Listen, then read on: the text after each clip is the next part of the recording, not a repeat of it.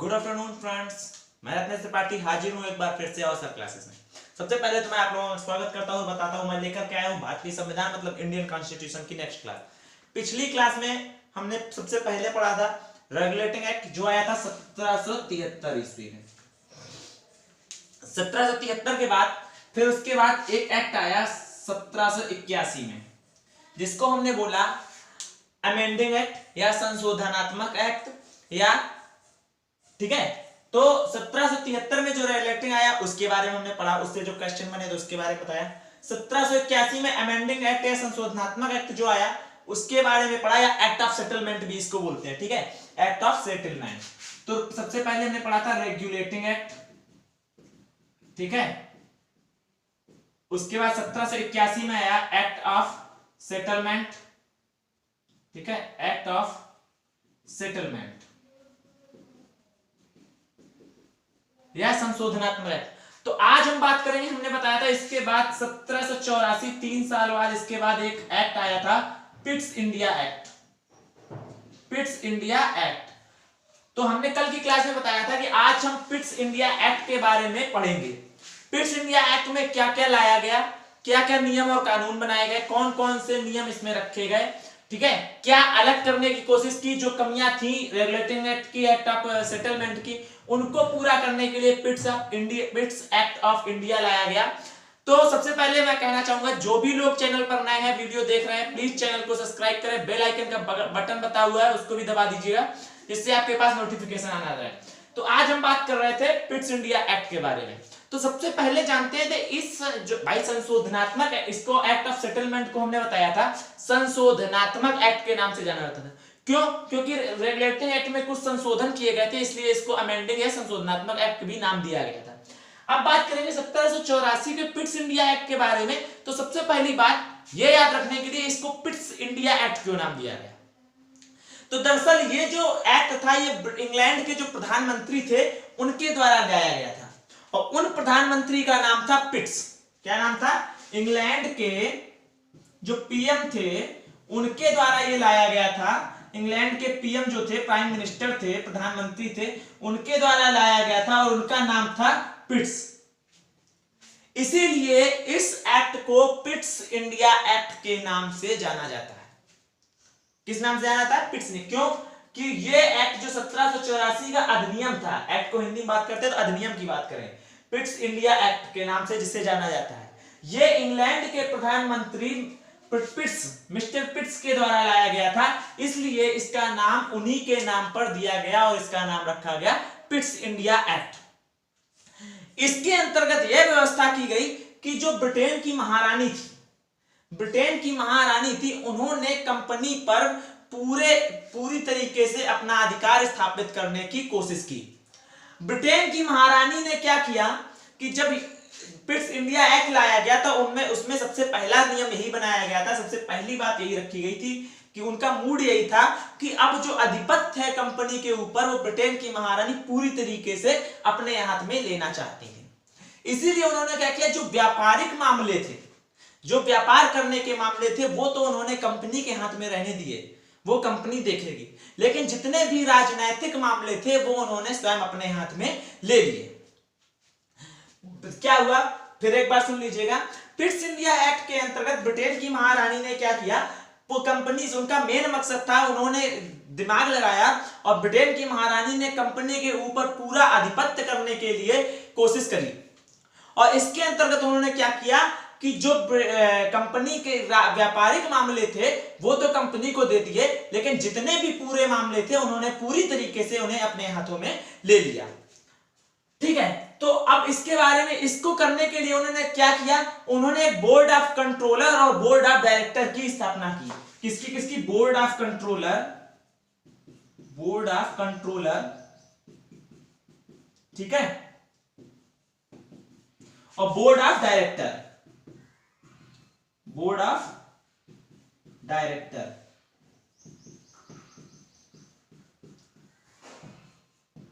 उन्होंने क्या किया, बोर्ड ऑफ कंट्रोलर और बोर्ड ऑफ डायरेक्टर की स्थापना करी।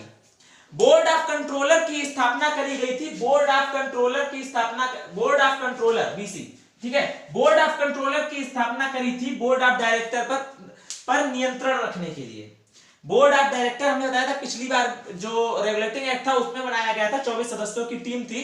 ठीक है, तो बोर्ड ऑफ कंट्रोलर का गठन किया गया पिट्स इंडिया एक्ट के अंतर्गत। सबसे पहला काम यह किया गया, इसमें बोर्ड ऑफ कंट्रोलर की स्थापना करी गई। क्यों? क्योंकि महारानी बोर्ड ऑफ कंट्रोलर के जरिए बोर्ड ऑफ डायरेक्टर पर नियंत्रण रखना चाहती थी, परंतु ऐसा संभव नहीं हुआ। Board of controller board of director पर नियंत्रण नहीं रख पाए। और बोर्ड ऑफ डायरेक्टर कंट्रोलर जो थे ये थे ब्रिटेन के मंत्री। कौन थे? ब्रिटेन के मंत्री। इसमें जितने भी सदस्य थे वो सब ब्रिटेन के मंत्री थे। ठीक है, और ये बोर्ड ऑफ निदेशक पर नियंत्रण नहीं रख पाए। और अब ये बात आती है कि आखिर ऐसा क्या हुआ कि ये बोर्ड ऑफ कंट्रोलर जो थे, बोर्ड ऑफ कंट्रोलर जो था वो बोर्ड ऑफ निदेशक पर या बोर्ड ऑफ डायरेक्टर पर नियंत्रण क्यों नहीं रख पाया? तो इसका सबसे बड़ा कारण था, बोर्ड ऑफ कंट्रोलर जो कंट्रोल करता था वो ब्रिटेन से करता था। कहां से करता था? ब्रिटेन से कंट्रोल करता था। और बोर्ड ऑफ डायरेक्टर कहां था? भारत में। तो ब्रिटेन से बोर्ड ऑफ कंट्रोलर कंट्रोल करने की, डायरेक्ट नियंत्रित करने की कोशिश करता था भारत में स्थित बोर्ड ऑफ डायरेक्टर को। और इसका कारण यही था कि दूरी बहुत ज्यादा थी। उस समय इंग्लैंड या ब्रिटेन के और भारत के बीच 6000 मील 6000 मील की दूरी थी। ठीक है, इंग्लैंड और भारत के बीच जो दूरी थी वो 6000 मील की दूरी थी। और बोर्ड ऑफ कंट्रोलर जो था वो इंग्लैंड या ब्रिटेन से अपना पूरा कार्यभार संभाल रहा था। और बोर्ड ऑफ डायरेक्टर जो था वो भारत में स्थित था, मतलब पूरी टीम भारत में रहती थी। इसीलिए ये इस पे अपना कंट्रोल नहीं रख पाई। क्यों नहीं रख पाई? क्योंकि दोनों के बीच में दूरी जो थी भारत और इंग्लैंड के बीच, वो दूरी बहुत ज्यादा थी, 6000 मील। अब बात आती है 6000 मील दूरी थी तो क्या पॉसिबल नहीं थी? आज के जमाने में तो बड़े आसानी से पॉसिबल है, लेकिन उस समय जो आवागमन का साधन था वो सिर्फ एक ही था, और वो था पानी का जहाज। उस समय आने जाने का जो साधन था वो केवल एक ही था, और वो था पानी का जहाज। वो भी किसी मशीन या मोटर से नहीं चलते थे, वो जो चलते थे हवा के माध्यम से चलते थे, केवल हवा के दबाव से चलते थे। शायद आपने कभी कभार अगर मूवी देखी हो तो उसमें आपने देखा होगा कुछ इस तरीके की नाव होती थी, और उसमें यहाँ पे ऐसे, ठीक है, यहाँ पे कपड़ा लगा रहता था ऐसे। शायद अगर आपने कभी देखा हो मूवी वगैरह में, तो यहाँ पे कपड़ा लगा रहता था। तो ये यहाँ पे जब हवा प्रेशर डालती थी इस कपड़े के ऊपर, ठीक है, तो वो इसीलिए कपड़ा लगा होता था क्योंकि मोटर वोटर होती नहीं थी। तो जब हवा प्रेशर डालती थी इसके ऊपर, इस कपड़े जो बंधे होते थे गोल छलनी के आकार के, जैसे चलनी होती है, चलनी के आकार में बंधे होते थे। तो इस पे जब प्रेशर डालती थी तो ये दबाव बढ़ता तो ये आगे बढ़ता था। और कभी कभी क्या होता था, हवा का दबाव जब इधर उधर हो जाता था, दिशा भटक जाती थी, तो ये भी अपने दिशा से भटक जाते थे। तो इसीलिए आने जाने का साधन केवल था पानी का जहाज, वो भी हवा के माध्यम से चलते थे। तो आने जाने में जो समय था वो बहुत ज्यादा लगता था। तो 6000 मील की दूरी काफी दिनों में तय होती थी। इसीलिए board of controller board of निदेशक पर अपना नियंत्रण नहीं रख पाई। और उस समय जो हमारा दूर संचार माध्यम था ये भी नहीं होता था। ठीक है, कोई मतलब संचार का साधन भी नहीं था। भाई संचार का साधन रेडियो टेलीविजन कुछ होता तो उसके अंतर्गत कुछ पता चलता कि भाई यहाँ ये हो रहा है, यहाँ ये हो रहा है। आजकल तो टीवी है तो पता चलता इंग्लैंड में अमेरिका में कल दंगे हो गए, एक पुलिसकर्मी ने एक अश्वेत व्यक्ति को इतनी पिटाई करी कि वो उसमें मर गया, तो अमेरिका में दंगे हो गए। तुरंत पता चल जाता भैया इटली में सबसे ज्यादा कोरोना स्टार्टिंग में फैला था, जबकि भारत में साथ में उसके हुआ था, लेकिन उसमें कम रहे। तो आज हमारे पास दूर संचार के साधन है, न्यूज जल्दी मिल जाती, लेकिन उस समय ये सब साधन नहीं थे। तो इन सब साधनों के ना होने की वजह से 6000 मील के दूरी होने के कारण ये board of controller board of director के पर अपना नियंत्रण नहीं रख पाई। ठीक है, अब ये तो इसके अंतर्गत इस 1784 पिट्स इंडिया एक्ट के अंतर्गत दूसरा जो नियम बनाया गया, इसमें यह किया गया गवर्नर जनरल की जो टीम थी, हमने बताया था गवर्नर जनरल जो काम करता था वो 4 सदस्यों की टीम के साथ वर्क करता था। हमने बताया था 4 सदस्यों के माध्यम से पूरा काम देखता था। लेकिन इसके अंदर पिट्स इंडिया एक्ट के अंतर्गत ये भी नियम कर दिया गया कि इसके जो 4 सदस्य थे इनको घटाकर 3 कर दिया गया। पिट्स इंडिया एक्ट के अंतर्गत दूसरा सबसे बड़ा ये कानून लाया गया कि जो गवर्नर जनरल 4 सदस्यों की टीम के साथ वर्क कर रहा था उसकी सदस्यों की संख्या घटा करके 3 कर दी गई। और अब क्या किया जाता है, इसके अंदर गवर्नर जनरल को बाध्य किया जाता है। अभी तक क्या था, गवर्नर जनरल जितने भी कंपनी के सारे कामों को करने के लिए स्वतंत्र था। जितने भी वो कंपनी के कार्य करते थे, जितने भी नियम कानून पिछले संशोधन के अंतर्गत बना, जब हमने कहा था हाई कोर्ट के सुप्रीम कोर्ट से इसको अनियंत्रित हटा दिया गया था, तो ये कैसे काम कर रहा था, एकदम फ्री होकर के। लेकिन पिट्स इंडिया एक्ट में क्या हुआ, इसको बाध्य कर दिया गया। इसको बताया गया अब आप भारत के राजा के साथ युद्ध, संधि या कोई भी नियम कानून बनाएंगे तो आपको कंपनी के डायरेक्टर से परमिशन लेनी पड़ेगी। मतलब क्या हो गया कि जो अभी तक गवर्नर जनरल जो था, जो स्वतंत्र तरीके से नियम और कानून बना रहा था, अब उसको बाध्य कर दिया गया, कोई भी काम करने के लिए बंधन में रखा गया। अब कोई भी काम वो करेगा तो कंपनी का जो डायरेक्टर था उससे इजाजत लेनी पड़ेगी। और कंपनी का डायरेक्टर जो था उसको नियंत्रण में लिए थी महारानी एलिजाबेथ। समझ में आया? और जब महारानी एलिजाबेथ के अंडर में वो काम कर रहा है, आप उससे परमिशन लेने जाएंगे तो वो क्या कहेगा? वो जैसे आज के जमाने में क्या होता है, पिताजी घर के मालिक होते हैं, ठीक है, तो और कहा गया कि बेटा, पिताजी ने कह दिया कोई भी काम हो बेटे के पास चले जाना। और ये बात बेटे को नहीं पता है या पता भी है तो भी आप जाओगे अगर उसके पास, बेटा आज में ये चीज चाहिए आपके घर से, तो वो पहले अपने घर के मालिक जो होगा, पापा होंगे या घर की मम्मी होंगी, जो उनसे पूछेगा फलाने लोग फलाने चीज लेने आए हैं, देना है कि नहीं देना है।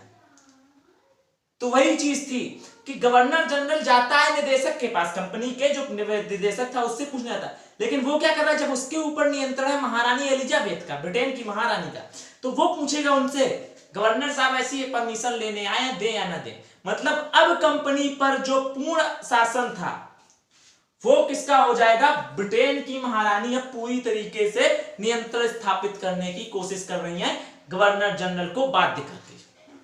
ब्रिटेन की महारानी ने क्या किया, गवर्नर जनरल को बाध्य कर दिया कि यदि आप भारत के राजा के साथ युद्ध, संधि या किसी भी प्रकार का नियम कानून बनाना चाहती हैं तो उसके लिए आपको हमारे कंपनी जो है ईस्ट इंडिया कंपनी, उसके निदेशक से परमिशन लेनी पड़ेगी। बगैर उसकी परमिशन के आप कोई काम नहीं कर सकते हो। तो जो गवर्नर जनरल की अभी तक स्वतंत्रता थी उसको खत्म कर दिया गया, किसके जरिए, 1784 के पिट्स एक्ट के जरिए। अब इसके जरिए क्या साबित हो रहा है कि महारानी एलिजाबेथ कंपनी पर अब अपना पूरा नियंत्रण करने की कोशिश कर रही हैं। और होता भी यही है, महारानी एलिजाबेथ ने 1784 पिट्स इंडिया एक्ट के जरिए लगभग कंपनी के ऊपर अपना पूरा नियंत्रण ले लिया था। सिर्फ कंपनी के हाथ में व्यापारिक मामले रखे गए और जितने भी राजनैतिक मामले थे वो सब महारानी एलिजाबेथ ने अपने हाथों में ले लिए।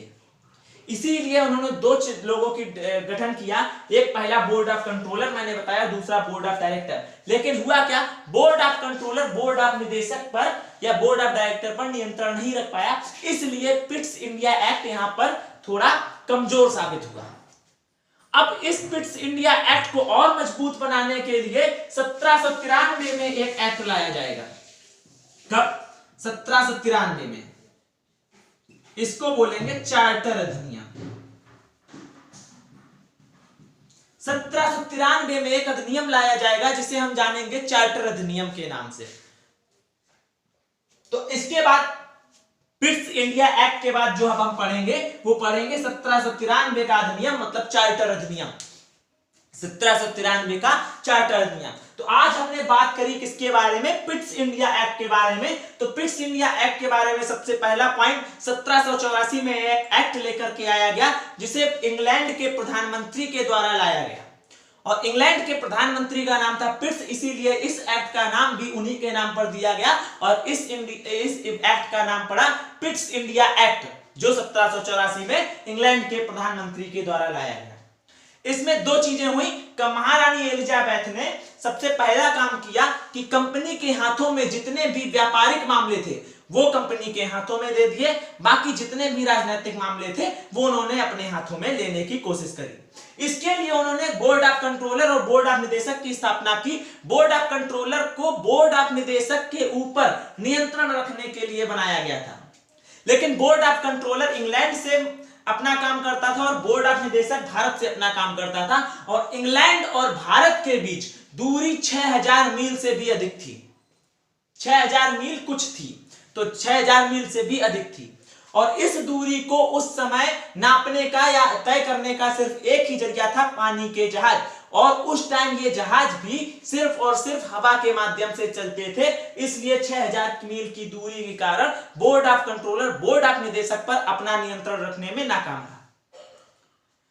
जब बोर्ड ऑफ, इसके बाद तो उन्होंने दूसरा, इसके ये चीज यहां तक हो गई, ठीक है। इसके बाद दूसरा उन्होंने इस एक्ट के जरिए, जो पिट्स इंडिया एक्ट था, दूसरा इसमें नियम ये किया गया कि जो गवर्नर जनरल था, जो यहां का गवर्नर जनरल था, जो 4 सदस्यों के साथ वर्क कर रहा था, उसके सदस्यों की संख्या घटाकर के 3 कर दी गई, और अब उसके कामों को बाध्य कर दिया गया। गवर्नर जनरल को काम करने के लिए बाध्य किया गया कि उसकी स्वतंत्रता छीन ली गई, क्योंकि 1784 के पिट्स इंडिया एक्ट के पहले जो गवर्नर जनरल था वो एकदम स्वतंत्र होकर नियम कानून या अपना कार्य, कंपनी के जितने भी कार्य करता था या नियम कानून बनाता था, वो एकदम स्वतंत्र होकर बनाता था। लेकिन 1784 के पिट्स इंडिया एक्ट के बाद उसकी स्वतंत्रता को बाध्य कर दिया गया, छीन लिया गया, और अब उससे कहा गया यदि आप भारत के साथ कोई भी नियम कानून बनाना चाहते हैं, या भारत के राजा के साथ किसी भी प्रकार का युद्ध करना चाहते हैं, या भारत के राजा के साथ आप किसी भी प्रकार की संधि करना चाहते हैं, या भारत के राजा के साथ यदि आप किसी भी प्रकार का नियम कानून बनाना चाहते हैं, तो उसके लिए आपको कंपनी के निदेशक से परमिशन लेनी पड़ेगी। परमिशन हिंदी में बात करें तो अनुमति, ठीक है। तो उसके लिए आपको कंपनी के निदेशक से परमिशन या परमिशन मतलब अनुमति लेनी पड़ेगी। और ये जो गवर्नर, कंपनी का जो डायरेक्टर था, वो काम करता था ब्रिटेन की महारानी के अंडर में, जिसको नियुक्त कौन करता था? कंपनी के निदेशक को नियुक्त करती थी ब्रिटेन की महारानी, ठीक है। तो ब्रिटेन की महारानी, अब मतलब इसके जरिए यह साबित हुआ कि ब्रिटेन की महारानी ईस्ट इंडिया कंपनी में पूरा नियंत्रण करने की कोशिश कर रही थी, लेकिन बोर्ड ऑफ कंट्रोलर के, बोर्ड ऑफ डायरेक्टर पर कंट्रोल ना या नियंत्रण ना कर पाने के कारण ऐसा अभी संभव नहीं हो सका। तो इसके बाद क्या होता है? 1793 का अधिनियम लाया जाता है, जिसे हम चार्टर अधिनियम के नाम से जानते हैं। किस अधिनियम के नाम से जानते हैं? चार्टर अधिनियम के नाम से। तो इसको हम पढ़ेंगे अगली क्लास में, लेकिन बता देते थोड़ा कि चार्टर अधिनियम में था क्या। चार्टर नियम में सबसे पहला जो पॉइंट था, उसमें कंपनी के शासन को 20 वर्ष के लिए बढ़ा दिया जाता है। सबसे पहला पॉइंट। अभी तक क्या था? जब महारानी एलिजाबेथ ने कंपनी को परमिशन दी थी इंडिया में व्यापार करने के लिए, कितने वर्षों के लिए? ये कहा गया था केवल 15 वर्ष के लिए आप व्यापार करेंगे भारत और पूर्वोत्तर देशों के साथ। लेकिन हुआ क्या? पिट्स इंडिया एक्ट के बाद 1793 में जो एक्ट आया, उसमें यह कह दिया गया कि कंपनी के शासन को 20 वर्षों के लिए बढ़ाया जाता है। तो सबसे पहला काम किया गया चार्टर एक्ट, जो 1793 का अधिनियम आया, उसमें कंपनी के शासन को 20 वर्षों के लिए बढ़ा दिया गया। और दूसरा जिससे यह साबित हुआ, दूसरा जो नियम आया 1793 के चार्टर अधिनियम के द्वारा, उससे यह साबित हुआ कि भारत पर अभी जो कंपनी व्यापार करने के माध्यम से आई थी, अब उसने भारत पर राज्य करना शुरू कर दिया था।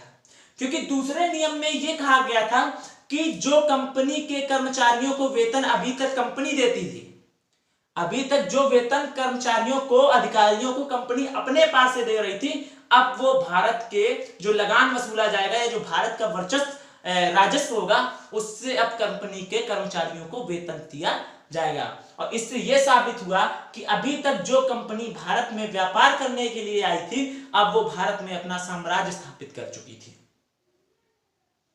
तो ये जो हमारा है 1793 का चार्टर अधिनियम, इसको हम पढ़ेंगे नेक्स्ट क्लास में, कल की क्लास में। आज हम एक बात और बता रहे हैं लास्ट में कि आप लोगों के सिलेबस में थोड़ा चेंजमेंट किया गया टाइम टेबल में।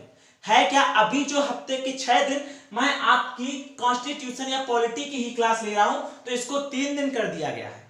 3 दिन के लिए आपकी करंट अफेयर की क्लास चलेगी। 3 दिन पॉलिटी चलेगी, 3 दिन करंट अफेयर चलेगी। तो आप लोगों से एक निवेदन है कि आप लोग ये बता दीजिएगा नीचे कमेंट करके कि लगातार 3 दिन पॉलिटी की क्लास लें, Sunday, Monday, Tuesday, Wednesday, Thursday, Friday, ठीक है। तो आप ये बता कंफर्म कर लें कि लगातार 1 2 3 दिन पॉलिटी और 3 दिन करंट ले लें, या संडे, ट्यूसडे, थर्सडे पॉलिटी और मंडे, वेडनेसडे और फ्राइडे आपकी हो जाएगी कौन सी, करंट की। तो आप ये कंफर्म कर लें, नीचे कमेंट जरूर करें कि आपको लगातार वाली क्लास लेनी है या 1 दिन के गैप में, पहले पॉलिटी फिर current affair, polity current affair, polity current affair. तो आपको जैसा उचित लगे आप लोग नीचे कमेंट जरूर करें। घर पर रहें, सुरक्षित रहें। 3 अधिनियम पढ़ चुके हैं, 73 का रेगुलेटिंग एक्ट, 81 का एक्ट ऑफ सेटलमेंट, 84 का पिट्स इंडिया एक्ट, अब पढ़ेंगे 93 का चार्टर अधिनियम। मिलते हैं नेक्स्ट क्लास में। घर पर रहें, सुरक्षित रहें। जय हिंद।